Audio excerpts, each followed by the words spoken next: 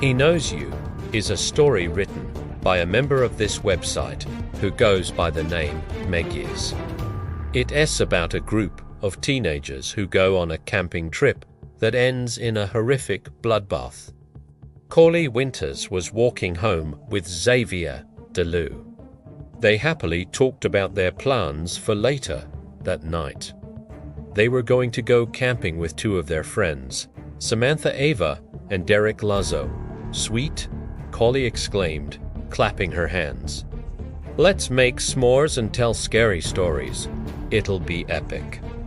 She gave Xavier a peck on the cheek. His cheeks were very red. This is my stop, Xavier said, and they hugged. See you at the campfire, said Corley as she watched Xavier walk into his luxurious home. Suddenly, she got the strangest feeling that there was something behind her. She turned around, but there was nothing there. Later that night, Corley, Xavier, Samantha, and Derek drove out to the local camping grounds in the forest. Woo!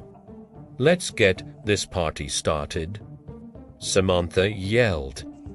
They ran into the woods with the camping equipment and set it down on the ground. Working together, they put up the tent, unrolled the sleeping bags, and started a campfire. Derek, can we go for a romantic moonlit stroll? Sam asked.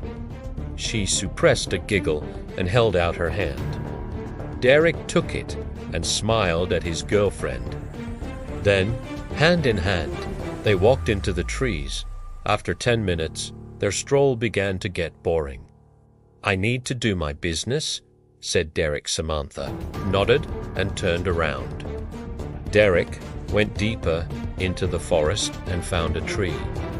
He unzipped his pants and took a pee. When he was done, he zipped up his flies.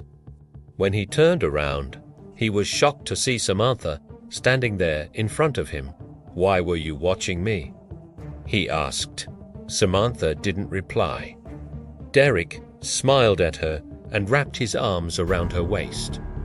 Closing his eyes, he kissed her on the lips. Suddenly, her lower half fell to the ground. Blood gushed out of her waist, exposing her guts. Derek was left holding the severed torso of his girlfriend. He screamed in horror. Then, he heard evil laughter echoing around the forest. He started running, tears blurring his eyes. He wiped them away and bumped into something. He looked up and saw a man standing there, holding a big machete. Derek barely had time to scream. The man brought his razor-sharp machete crashing down on Derek's right arm, cutting it off. Then he sliced off his left arm. He cut off Derek's legs also. Blood was flying left and right. There was so much blood that it stained his clothes red. Derek was close to bleeding to death. Bye-bye, said the killer as he brought his machete down on Derek's neck, cutting off his head. Then the killer picked up the decapitated head and smiled when he saw the look of terror on Derek's lifeless face. The next morning, Corley and Xavier woke up at the same time. They both had a strange feeling that something horrible had happened to their friends. Trying to put it out of their minds, they told each other that, after having a night of fun, Derek and Samantha must have just fallen asleep somewhere else. Kalillo Nev. Xavier wrapped his arms around her and whispered, I love you. Corley pushed him away. Stop, she moaned. I can't help worrying about Derek and Samantha. I'm going to go look for them. Are you coming with me? Nah, replied Xavier, shaking his head. I have crazy hair this morning. Just because we're out in the wilderness doesn't mean I can't look hot. You know. All right then. Goodbye, said Corley, kissing Xavier on the cheek. After searching an hour, Corley stumbled across the dead body of her friend, Samantha. She screamed when she realized that the poor girl had been sliced right across the middle. Her corpse was soaked in blood, and her face was frozen in a look of terror. Guts were strewn all over the place. Corley felt sick and threw up all over Samantha's remains. Slowly backing away, she stepped on something squishy. She looked down and saw that it was an eyeball. Then she noticed Derek's decapitated head lying in the tall grass. His face was twisted in a horrific grimace. Frightened, Corley began to run. Tears blurred her vision. Suddenly, she bumped into something. When she looked up, she was relieved to see it was Xavier. She hugged him tightly and began crying on his shoulder. Just then, she felt a sharp pain in her stomach. Looking down, Corley saw a long machete sticking through her belly. She staggered backwards and tripped over a log. An evil grin spread across Xavier's face. "He knows you," he said, laughing. He knew Samantha and Derek. "He knows you." "What do you mean?" She knew this was the end. "He knows you," Xavier replied. "He has referred to me." "I knew you, Samantha and Derek." "You didn't know?" "Samantha and Derek knew I was an escaped convict. They dealt with it because they liked me." He paused. "He knows you. When he knows you, you die. So, bye-bye, Corley," Xavier said, pushing the machete in deeper. It went through her stomach. That afternoon, there was a news flash on the TV.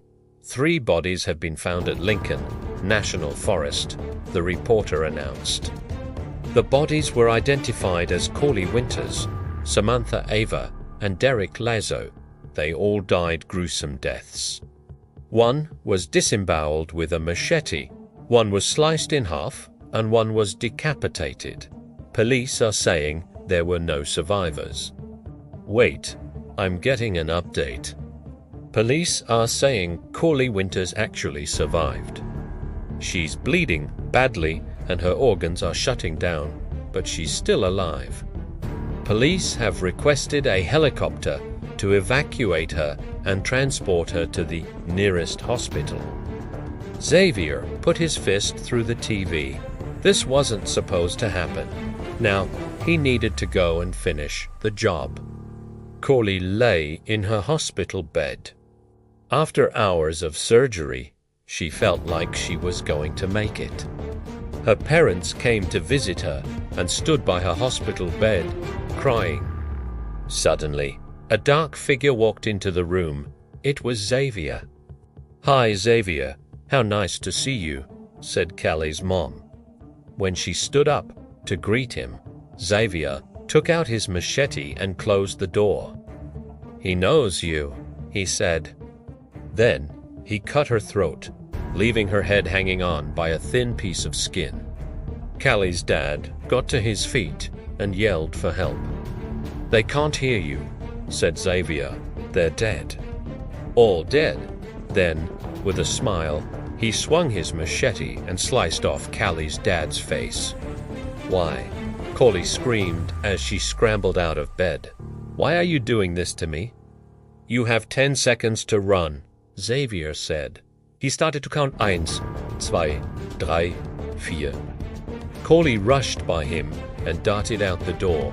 10, said Xavier as he ran after her. He caught up with her in the hallway. Corley tripped and fell to the ground. Xavier pounced on her. He drove the machete into her stomach, and she felt the same sharp pain in her guts. "Why?" she pleaded. "Because he knows you," Xavier replied as pushed the machete deeper in up to the handle.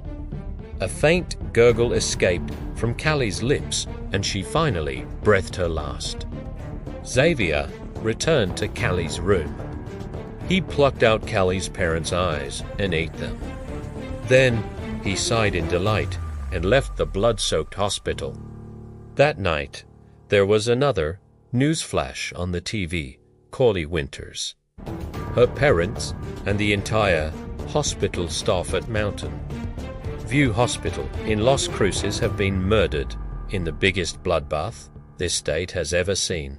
Police have only one clue. They found a note stuffed down Callie's father's throat. It read, "He knows you. Hi, I'm Meg Iz. Sorry if my story is too long, but I would love it if you would read my story and share your opinion